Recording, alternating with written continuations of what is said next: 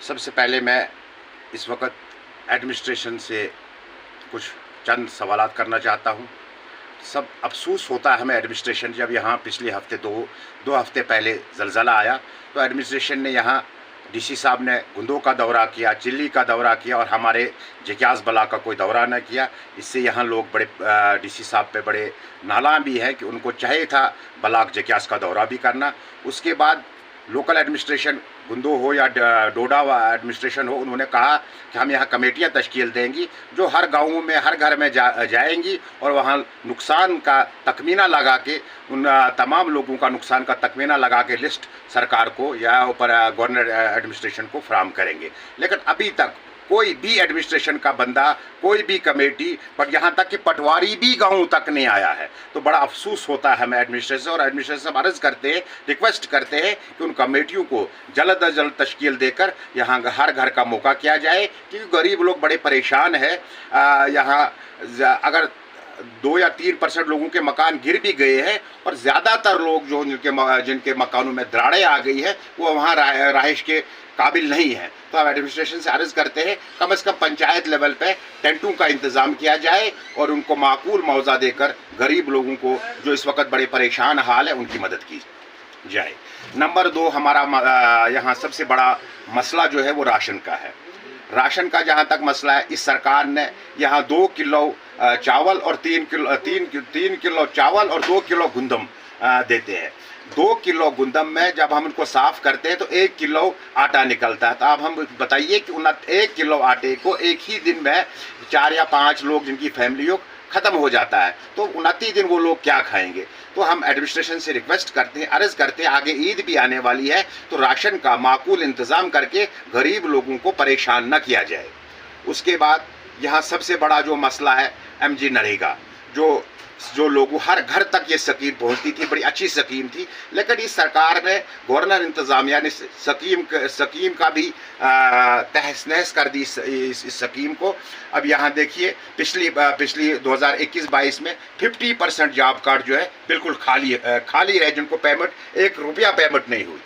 उसके बाद यहाँ मटेरियल का जहाँ तक मसला है, मटेरियल यहाँ 2016, 17, 18, 19, 20 अभी तक पेंडिंग है मटेरियल। जहाँ 2 या 3 लाख रुपए आता भी है वो पंचायत के मंजूर नज़र लोगों को मिल जाता है, बाकी जो लोग हैं वो बिल्कुल परेशान है। मिस्त्रियों का किसी को पैसा नहीं मिला। इस बार जहाँ मैं अपनी पंचायत की बात करता हूँ, 42 काम इन्होंने उठाए यहाँ पंचायत भटियास में, और ऑनलाइन जिनका मटेरियल हुआ सिर्फ 11 कामों का हुआ है, वो भी जो पंचायत के अपने काम है वही ऑनलाइन हुए, बाकी कोई काम एक यहाँ ऑनलाइन नहीं हुआ। तो बड़ा अफसोस है, लोग बड़े परेशान हैं।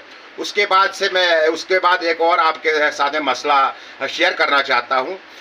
जनवरी के महीने में यहाँ चीफ सेक्रेटरी गवर्नर इंतज़ामिया की तरफ से एक आर्डर जारी हुआ जिसमें इन्होंने कहा कि 60 साल से ऊपर जिसकी भी नंबरदार या चौकीदार की एज हो चुकी है उनको रिटायर करना है। तो यहाँ भी यह सिलसिला शुरू हुआ पूरे रियासत जम्मू कश्मीर में। तो खासकर हम अपनी भटियास के या पूरे ब्लॉक की बात करें या पूरी हमारी सब डिवीज़न गुंदों की बात करें तो यहाँ भी कम से कम 25-26 नंबरदार जो खाली जिनकी एज 60 से ऊपर हो चुकी थी उनको इस्तीफ़ा लिया गया और हटाया गया और यहाँ वहाँ नए भर्ती उन्होंने किए। लेकिन भटियास पंचायत में जनवरी फरवरी अभी 6 महीने हुए, यहाँ कोई नंबरदार उन्होंने अभी तैनात नहीं किया।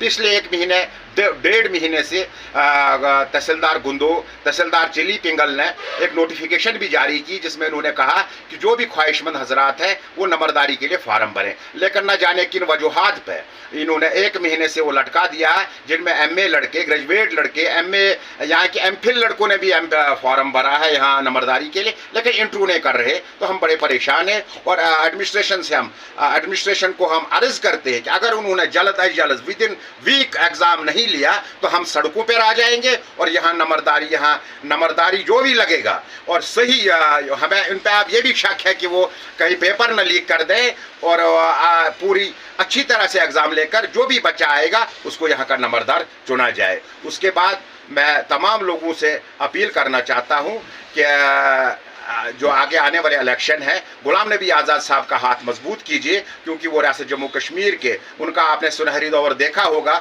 जब वो मुख्तसर 2 या 2.5 साल के अंदर वो रियासत जम्मू कश्मीर के चीफ मिनिस्टर बने थे। उन्होंने कितने अच्छे काम किए थे, जो सड़कें आज उन्होंने वही उसी वक्त की सड़कें, स्कूल है, आंगनबाड़ी, जो भी काम है उन्हीं के वक्त की बनी हुई है। आज जो ब्लैक टॉप हमारे चनियास चालर में चल रहा है वो भी उन्हीं के वक्त का पैसा आया हो। आज तो कहते हैं लोग, कोई लोग कभी एक बोलता कभी दूसरा बोलता मैंने कराया, लेकिन असल हकीकत यह है कि उसी वक्त का प्रोजेक्ट बना था और उसी वक्त का इसमें ब्लैक टॉपिंग का पैसा रखा गया था, जो आज शुरू हुआ है। हम डिपार्टमेंट का उस ब्लैक टॉपिंग के लिए शुक्रिया अदा करते हैं। उसके बाद एक यहाँ JGM की बात मैं करता हूँ, बटियास पंचायत की।